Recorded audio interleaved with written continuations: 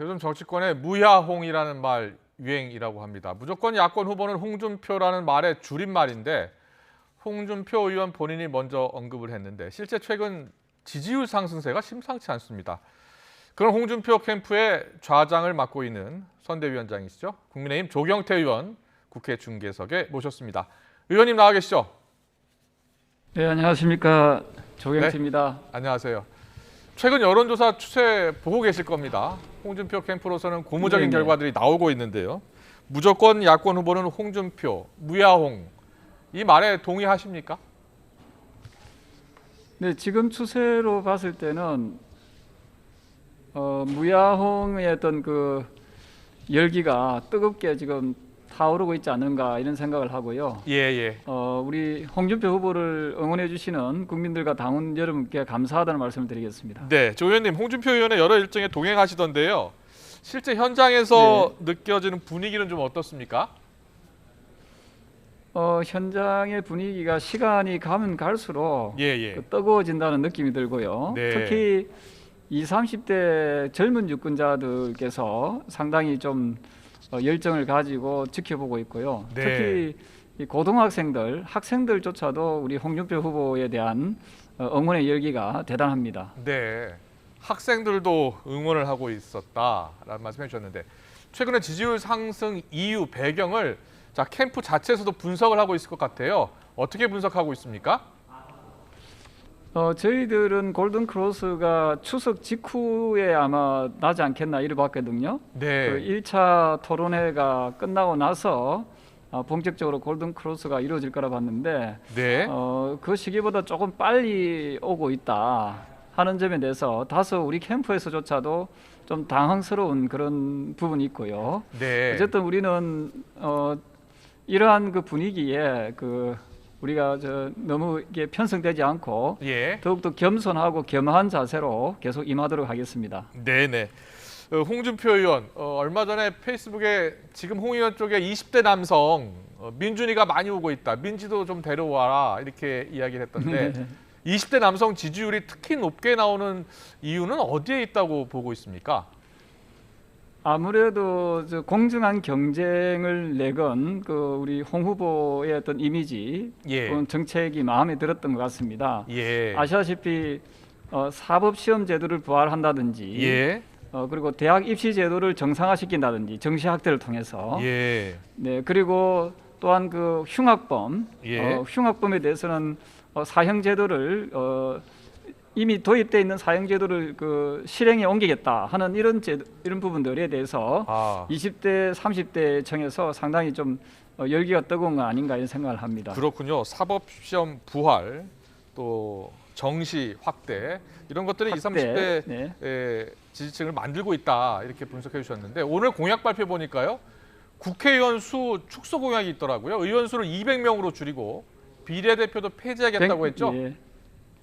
그렇습니다. 예. 이 공약은 제가 주장했던 공약하고도 상당히 일치되는 공약이고요. 예. 저는 국회의원 숫자가 우리 대한민국에 너무 많다라고 보고 있고요. 예. 홍준표 후보는 시대 정신을 그야말로 깨뜨려서 이번에 공약을 내걸었다 이렇게 보고 있습니다. 예. 유권자들의 마음을 꿰뚫고 있다 이런 말씀해 주셨는데 경쟁 후보인 윤석열 전 총장 같은 경우에 이제 민지야 부탁해 이렇게 캠페인처럼 20대를 공략하는 행보를 보이고 있습니다. 자, 윤 전 총장 그리고 홍준표 후보 누가 더 20대, 30대 민심을 잡을 수 있다고 보십니까? 이미 20대, 30대의 바람은 선택은 홍준표 후보로 기울어지지 않았나 이렇게 보고 있고요. 예. 지금 여야 후보들 가운데에서 어떤 닉네임을 지금 가지고 있는 후보는 거의 드뭅니다. 우리 네. 홍준표 후보는 지금 무야홍이라는 아주 강력한 닉네임이 지금 이렇게 형성되어 있고요. 예. 이게 젊은 층에서부터 이게 형성되어 있는 닉네임이거든요. 예. 그래서 지금 젊은 층에서 홍준표 후보에 대해서는 상당히 호감도가 매우 높은 걸로 이렇게 저희들 분석하고 있고요. 네. 이 부분은 여야를 통틀어서 저는 가장 우위에 점하고 있다. 따라서 여야 후보들 가운데서 가장 경쟁력이 있는 후보가 바로 홍준표 후보다 이렇게 보고 있습니다. 아마 이 바람은 이 바람은 결코 멈추게 할 수가 없을 것 같습니다. 당분간. 네. 여야 후보들 중에 가장 경쟁력 있는 후보다. 선대위원장이시니까 또 그렇게 말씀하셔야죠. 일각에서는 여당 지지자가 역선택을 하고 있다라는 주장도 있습니다. 현재 지지율에 역선택의 영향도 좀 있다고 보십니까? 제가 어저께 그 호남의 강주의 어떤 그 유력한 분으로부터 전화를 받은 게 있거든요. 그분이 하시는 말씀이 민주당의 A 모 후보가 그 대선 후보로 정해지게 되면은 본인은 그 국민의힘을 지지하겠다라고 했거든요. 그럼 그런 유권자를 우리가 역선택이라 할 수 있겠습니까? 저는 지지 정당과 지지 후보는 저는 얼마든지 다를 수가 있다고 생각합니다. 그래서 일종의 그게 교차의 선택이다 보거든요. 자유 선거, 자유에 대한 선택. 그래서 지지하는 정당과 지지하는 후보는 얼마든지 다를 수가 있기 때문에 역선택이라는 표현은 시대 정신에 맞지 않다 이렇게 보고 있습니다. 알겠습니다. 역선택이 아니라 교차 선택이다 이런 뜻이죠. 확장성이 더 있다라는 뜻을 일으키는데요. 자, 경쟁 후보인 윤석열 전 총장의 이른바 고발 사주 의혹 논란도 지금 커지고 있잖아요. 홍 후보께서는 이틀 전에 윤 전 총장이 대국민 사과를 해야 한다라고 했는데 지금도 같은 입장입니까? 저는 이 부분에서는 우리 홍 후보님과 저의 생각이 좀 입장이 조금 결이 다를 수가 있는데요. 아마 홍 후보께서도 저하고 뭐 비슷할 거라 봅니다. 뭐냐면은 이번 고발 사주 사건 같은 경우에는 윤석열 후보와 저는 직접적인 관계가 없다라고 보고 있습니다. 항상 대선 때 보면은 그 공작 정치를 많이 해왔지 않습니까?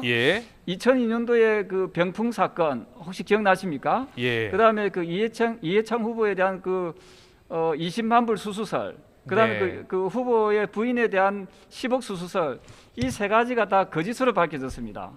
심지어 그 당시에 그 발설했던 폭로했던 사람이 녹음 테이프까지 가지고 있었다고 했거든요. 그런데 나중에 알고 보니까 이 부분들이 다 허위로 밝혀졌습니다. 이미 대통령 선거는 끝나버렸지요. 그래서 저는 선거 때마다 이렇게 불거지는 이런 각종 의혹에 대해서는 정말 지금보다도 10배, 100배 더 강력한 법을 만들어서 만약에 그게 거짓으로 밝혀지면은 영원히 저는 퇴출시키는 그런 강력한 법이 저는 우리 국회에서부터 논의가 돼야 된다 그런 입장입니다. 알겠습니다.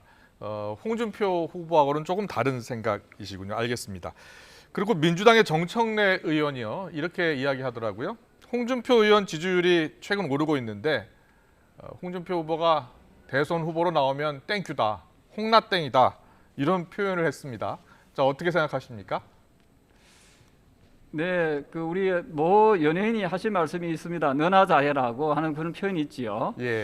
저는 그 우리 당 후보를 걱정하지 말고 민주당 후보가 과연 시대 정신에 맞는지, 그분이 과연 본선 경쟁력이 있는지 우리 국민들이 그리 어리석지 않습니다. 내년에는 국가를 대한민국을 정상화시키겠다는 그 열망이 너무 강하기 때문에 반드시 저는 정권 교체는 이루어질 수밖에 없다. 그는 필연이다 이렇게 보고 있습니다.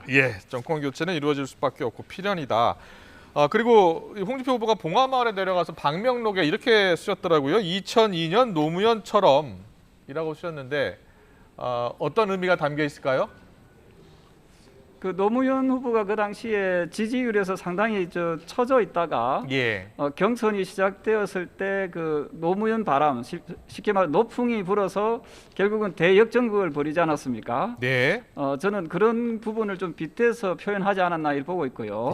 또한 그 서민 대통령이라는 그 이미지에서는 노무현 후보와 홍준표 후보가 이미지가 또 비슷하다 보고 있고요. 그리고 강력한 카리스마를 가지고 개혁을 이루어내고 또한 국민 통합을 이루어낼 수 있는 유일한 후보가 저는 홍준표 후보다. 그 점에서 상당히 맥락을 같이 한다 이렇게 보고 있습니다. 최근 이 홍 후보의 지지율 상승에 대해서 20, 30대 젊은 지지층의 지지가 최근 눈에 띄게 늘어나고 있다 이렇게 분석하셨는데, 자, 옆에서 보시기에 좀 어떻습니까? 2017년 그때의 홍준표 후보와 지금의 홍준표 후보 뭐가 가장 달라졌다고 보십니까? 아마도 그때 당시에는 드루킹에 대한 여러 가지 그 공작이 있었고요. 예. 그리고 그 당시에는 또 탄핵이 된 지 얼마 안 된 그런 시점이었기 때문에 예. 분위기 자체가 상당히 그 환경이 좋지 않았고요. 네. 특히 20, 30대 분들이 우리 당을 보는 그 시선이 그 당시에는 상당히 좀 좋지 않았다라고 보고 있고요. 예. 특히 정당 지지율에서부터 상당한 격차가 있었지 않습니까? 예. 근데 이번에는 정당 지지율이 우리가 좀 앞서거나 또는 비등하거나 이런 상황이고 네. 특히 20, 30대가 우리 홍준표 후보에 대해서 폭발적인 그 관심을 가지고 있기 때문에 저는 2017년도 대선하고는 판이하게 다른 결과를 가져올 것이다. 우리 후보에게 상당히 긍정적인 신호로 이어질 것이다. 이렇게 보고 있습니다. 예. 지금 2017년 대선 때와 지금 대선 국면과는 분위기가 상당히 다르다. 그리고 국민의힘 지지율도 지금은 그때와 달리 좀 높은 상황이고요. 그런 점을 지적해 주셨는데 홍준표 의원도 스스로 넥타이 색깔도 좀 바꾸고요. 좀 부드러운 분위기를 보여주려고 노력하는 것 같은데요. 맞습니까? 네, 그동안에 보여주지 못한 그 매력들을 많이 좀 보여주려고 노력을 많이 하고 계시고요. 예. 요즘에는 보면 볼수록 매력적이다, 볼매다 이런 그런 말씀들을 많이 하시거든요. 예. 예, 그래서 아마 홍준표 후보에 대해서 재평가가 이루어지고 있는 상황이다 이렇게 보고 있습니다. 네, 홍준표 의원 지금 지지율도 오르고 있습니다만 캠프에 참여하고 있는 현역 의원은 거의 없는 것 같더라고요. 혹시 최근에 현역 의원들 중에 합류를 원하는 분들이 좀 나오고 있습니까? 네, 일부 의원님들께서 저희들하고 좀 호감도를 좀 높이려고 하는 분들이 많이 계시는데요. 예. 저희들은 경선 과정에 있어서는 어떤 그 정치인도 줄 세우기를 하지 않겠다라고 공언하지 않았습니까? 예. 그래서 저희들은 현역 줄 세우기 정치를 하지 않겠습니다. 예. 저희들은 오로지 우리 존경하는 당원 여러분들과 또 존경하는 국민 여러분들만 보고 뚜벅뚜벅 걸어가도록 하겠습니다. 네, 알겠습니다. 마지막으로요. 국민의힘 경선 룰싸움이 일단락됐습니다. 본경선에 당원과 국민 50% 비율로 했고요. 여기에 본선 경쟁력을 이제 조사하는 안이 추가됐잖아요. 이 안에 대해서 캠프에서도 동의를 하신 거죠? 네, 저희가 경선 룰은 사실은 누구에게도 다 공정해야 된다 보고 있습니다. 네.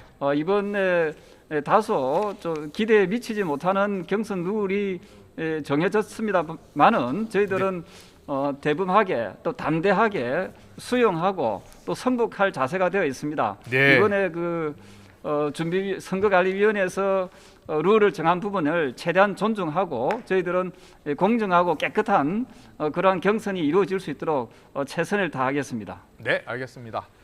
홍준표 캠프의 선대위원장 맡고 계신 국민의힘 조경태 의원 모시고 들어봤습니다. 오늘 말씀 잘 들었습니다. 고맙습니다. 네, 감사합니다.